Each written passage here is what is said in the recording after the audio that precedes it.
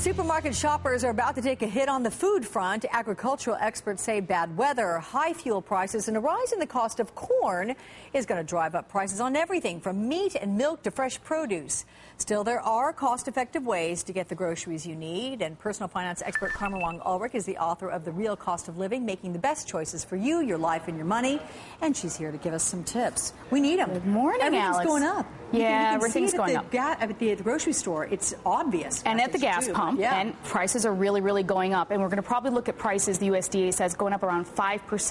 And you think, okay, 5%, that's not too bad. But for most Americans, for most of us, 5% is a big chunk of your budget. You'd much rather have that 5% going into savings or going into retirement or anything else.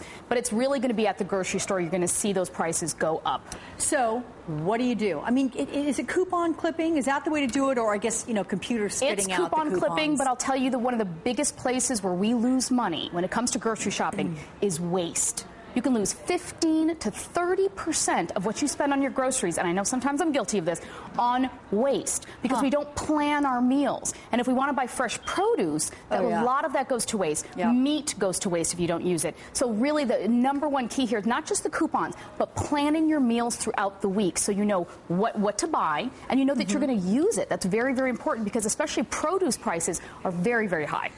Should we be trained to processed foods? I mean, if you think you're a college student, you're like, what, the ramen noodles and that kind of thing? I mean, I don't want to go there, frankly. I love ramen. Yeah, no, you don't want to go there. I still love it, but, the memories.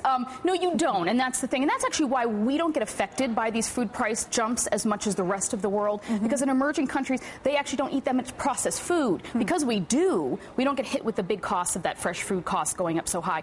But you still should be eating much healthier because, as I mentioned in my book, in terms of the real cost of your grocery shopping and eating unhealthily, being overweight can add over $10,000 to your expenses and other additional indirect costs throughout the year. So you really need to manage your weight right, and that's worth any extra cost. Shop for organic foods. Go to redplum.com. Go to those coupon sites and make sure that you pay less for organic, too. It stands to reason that if food prices are going to go up at the supermarkets, they're going to go up as well at the restaurants. Oh, yes. They actually have already. And McDonald's came out, in the fall saying that they're going to raise prices this year for the first time in years because they really just can't hold off on anymore. So we're going to see prices go up as well with fast food. Let that be another deterrent for you to not go there and instead pack something yourself. It's going to be cheaper and it's going to be healthier for you. Okay.